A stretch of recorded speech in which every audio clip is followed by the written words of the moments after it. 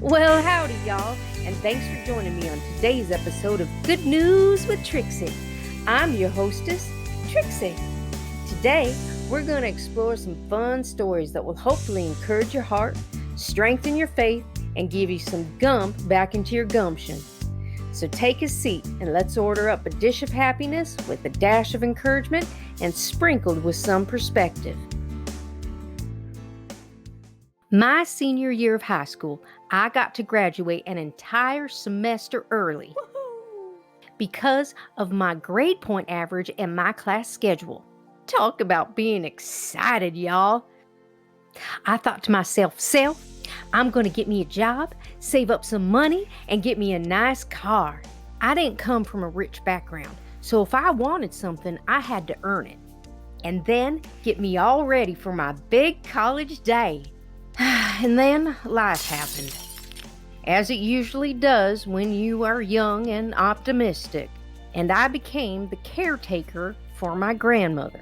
At the time, she was in her 70s, lived alone, and fell and broke her hip.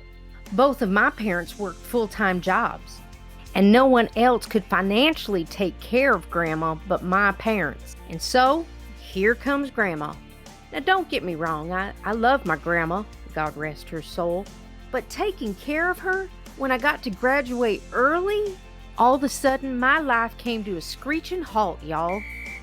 I was not happy, but what am I gonna do? Say no? I don't think so. We still got whoopings back then if we disobeyed our parents. Definition of whoopings. That's getting spanked for you youngins who grew up in the timeout generation. I'm just saying, I got whoopings and I turned out just fine. Anywho, I digress. Back to Grandma. So with Mom and Dad working full-time, I was tasked to take care of her. Now, taking care of Grandma was quite the chore, y'all. She was 4 foot tall in every direction. I don't say that out of any disrespect. It just was what it was. She was a big girl. And she broke her hip, which meant she was bedridden for weeks, which meant she couldn't use the bathroom, which meant, you guessed it, yours truly got to change her bedpan. Every morning and every night, and several times during the day. My attitude about taking care of Grandma got real sour real quick. Inside, I was just like, hey, this is the start to my adult life, and this caretaker stuff is stealing my joy. It was stealing my time and stealing my dream. To say that my attitude got bad is an understatement. But I loved my grandma, and she needed help, and I loved my parents, and they needed help. So I helped. Now you may be asking yourself, why is Miss Trixie telling me this story?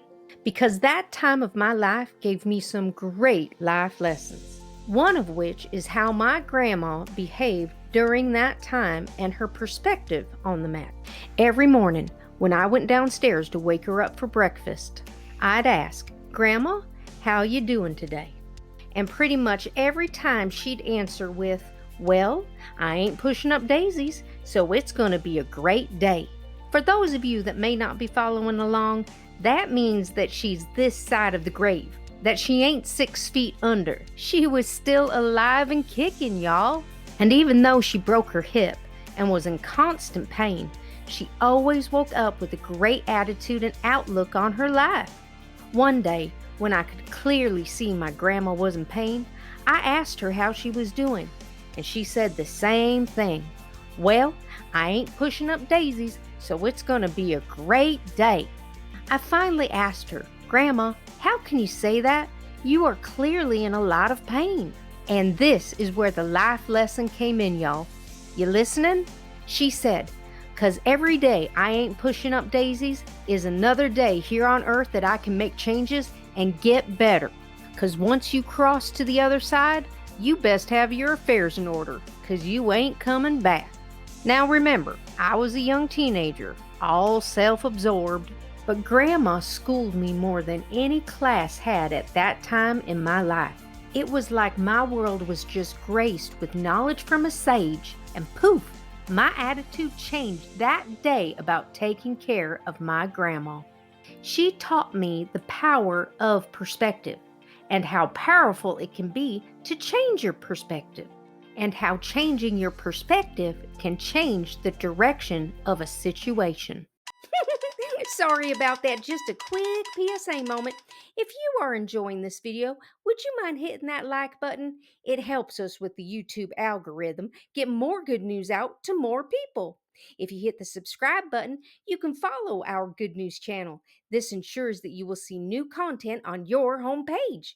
And if you would like to be notified about more content, please hit that bell and you'll be notified every time we put a new video out. Okay, back to our story.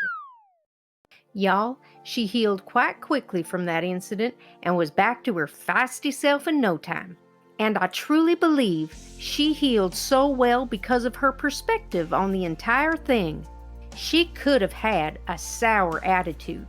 She could have been quite nasty, but she wasn't.